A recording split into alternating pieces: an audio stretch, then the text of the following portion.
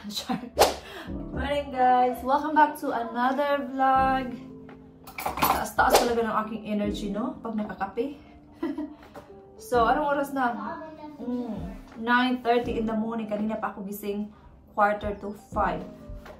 Siyempre, hindi ako nag-vlog kasi pahiga-higa din, pa-relax-relax. And then, katatapos ko lang din magtupi ng mga damit na nalaghan ko ba kahapon. So, si Dave lumabas lang siya kasi nagpa-car wash. Pupunta sana kami ngayon sa Eastbourne. Doon ba sa next town, mga 20 minutes drive. But, masama kasi yung pakiramdam ko. Din parang nagka-cold ba, kanong masakit sa ulo pa. Tapos si Kira, okay naman si Kira.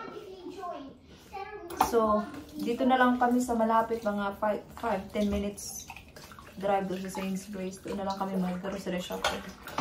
Sabi nga ni Dave, siya na lang daw.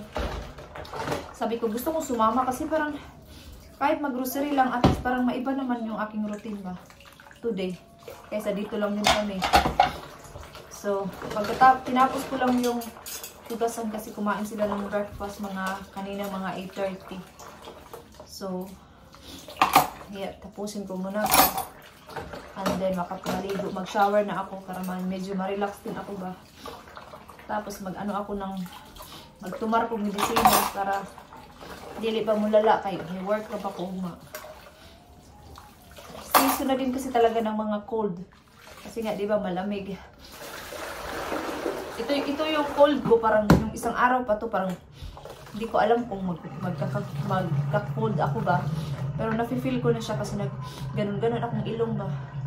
Palin na atong sinultian kay mag-remix talaga ang Tagalog ang Bisaya. So ano lang ako guys, take ako ng Nurofen, cold and flu. Para hindi mabawasan yung ating masakit sa ulo ba. Hindi ako normally nag-iinom talaga ng medisina. Inaano ko muna. Hinayaan ko lang muna.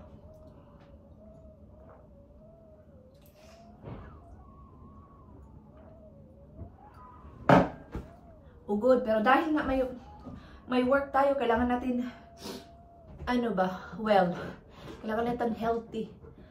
Para hindi tayo mag-ano-ano sa work. Masakit sa ulo, ganun. Grabe no? Monday na naman bukas. Back to work na naman bukas. So, ibabad ko lang to sa bleach. Kasi wala naman na kaming hugasan. Baka excited ako sa dinner ko mamayang gabi ba? Kasi si Dee pumunta kagabi sa Morrison. Bumili siya ng squid. Pakita ko, isa lang. £3.38 siya. So, sa Pinas parang times 70. So yan, isa lang pero malaki. So meron din akong udong, lagyan ko siya ng isang udong. Gagawa ako ng listahan ko sa aming grocery ba. Para wala akong makalimutan. Kasi ito talaga pag mag-grocery, pag walang listahan, maraming makalimutan.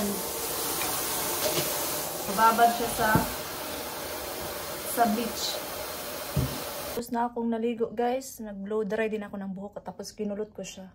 Iba kasi talaga pag mataas yung buhok mo na magkulot ka kasi madali. Ito parang wavy-wavy lang siya. So, okay na yan. So, alis na kami in a minute. Love, so happy with this. What do you call it then? Pinilan ako ni Dib ng ba? Dito sa sasakyan ba? Panglagay ng phone. Yeah. Show them. So, we're on the way to Sainsbury's na. Nagkulot ako na yung buhok ko. Oh. Ganda-ganda. Tayo lang guys. So nag-book ako na magpagupit ako sa February 10. Oh, what's if they're open then? About 11 then? Unless it's not ideal at all. Probably not on a Sunday. No, it normally is. I'll try and save as well. Yeah. So ito guys yung binili ni Dave. Oh. Meron na akong lalagyan ng cellphone.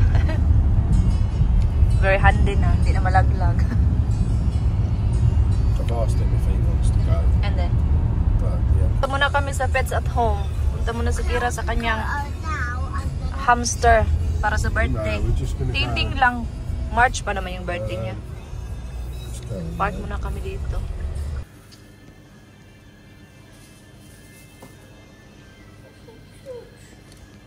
Tingin muna si Kira. Naglinis pa kasi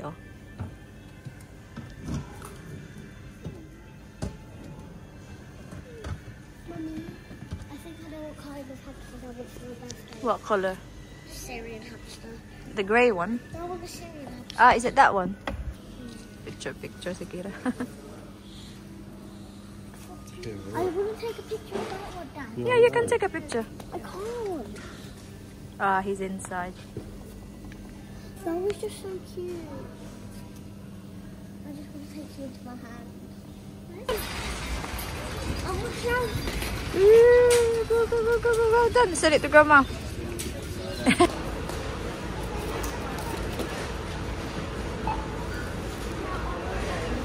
This is Yeah? kitchen pads. Oh, yeah. So, tapos na kami nag-food shopping. Hindi ako nag-vlog kasi maraming tao. Busy kasi Sunday nga, di ba? Busy ang Sainsbury's. So, we're here now. Really? More paint sections, no think so. So, on the way home na kami, nagutom na ako. I'm hungry na din. I think I'm gonna finish that rice. Then I'm gonna cook another rice tonight for our dinner. Excited na ako. I'm so excited to eat the squid. Yeah. You know, that fish, the way you done it the other way. Yeah. New potatoes, really soft with butter on. And, Yeah. Roasted thing is, still wish I got one of them. What is it one? Polestar. So, nandito na kami. Napauwi na ang person. So, tanggalin ko muna tong aking bag. Ito yung binili ko sa Next. Pinakita ko na actually ito sa vlog. So, nabili ko siya ng 18 pounds. Ganda niya guys. Very handy. Napaka-casual niya. So, tingnan niyo yung aking outfit today. Ito yung aking body warmer na binigay sa akin ni Dib nung Pasko. Nagamit ko na siya nung Friday. And ginamit ko din siya today kasi hindi masyadong malamig talaga. So malamig pa rin pero hindi masyadong like kanina naputo lang akong vlog. Kinda full memory. Na-full ang akong memory guys. Nang-delete pa ako. Natimpla muna ako ng kape ni Dib. Dib mamaya. Maaga pa 3:30. Magpo-4 pa lang. So ito yung gagawin kong dinner niya. Ano siya? Sibas. So mag-ano na lang din ako ba? Mag-cut na lang din ako ng patatas para mamaya i-on ko na lang. So, lagay ko na lang siya dito para ready na mamaya. So, ito yung dinner ni Dib. Tsaka ni Kira na din pero kay Kira ibang fish. Ayan, ibabad ko lang muna siya sa tubig kasi mamaya ko pa siya lutuin. Maaga pa. Kakain kami mga 6. Yan lang yan. Tapos i-season natin yung isda ni Dib para malasa siya mamaya. Salt and pepper. Tapos lagyan ko siya ng kunting digita. Tapos si air fry. Nagustuhan niya kasi yung ginawa niluto ko last time. Sabi niya ito daw yung dinner niya. Nandun sila sa sarang dalawa. Naghiga-higa lang sila sa sopa. Hindi ko kasi talaga binablog yung mga ganito. Baka maboard lang kayo ba? Yung mga ganyan. Yeah? Yeah, I am on the sofa. Yeah, I know you are. With Kira. Kung maboard ba kayo ba? Kung i-vlog ko na lahat. Ayoko din kasing habaan talaga yung vlog ba. So, kaya hindi ko siya masyadong tinataas. Yun lang, ikat ko lang yan ng ganyan. Yan siya, para ready na mamaya. Lagyan natin yan dyan. So, nakat ko na ang pusit.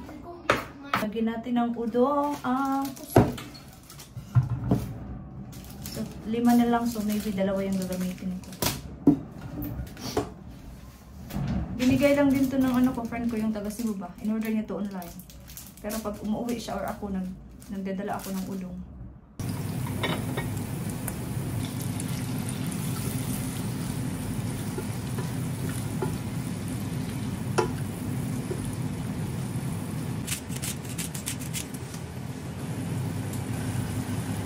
Yummy. Oops.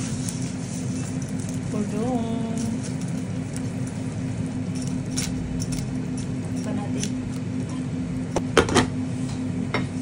So, yan yung fish ni Dib at saka ni Kira. Yan na lang daw kay Kira. It dinner looks yummy din.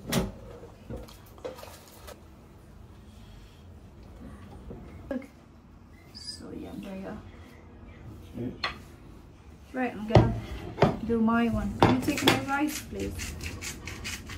Oh, I'm gonna eat all of it. Wala nang bukas-bukas. No tomorrow.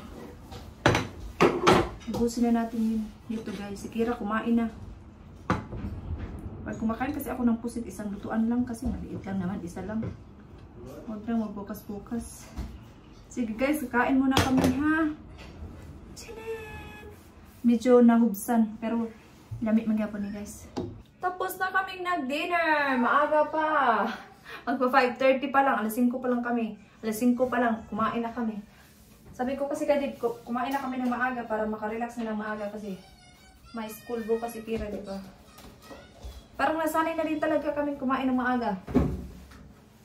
Pag weekend. So magpunas muna tayo para back to normal ang kusina. Tapos na akong maghugas si Dib na nasa labas. Siya nag-booking. Sabi ko nga sa kanya, nag-booking kahit mahangin.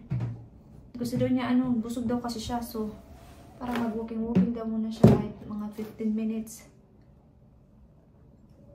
So yeah, I think i-end ko na yung vlog, no? And thank you so much guys for watching. And I hope to see you guys on my next vlog. Ayun lang naman aking ganap for today's video, no? So yeah, so thank you so much guys for watching. And see you on the next video. Bye-bye!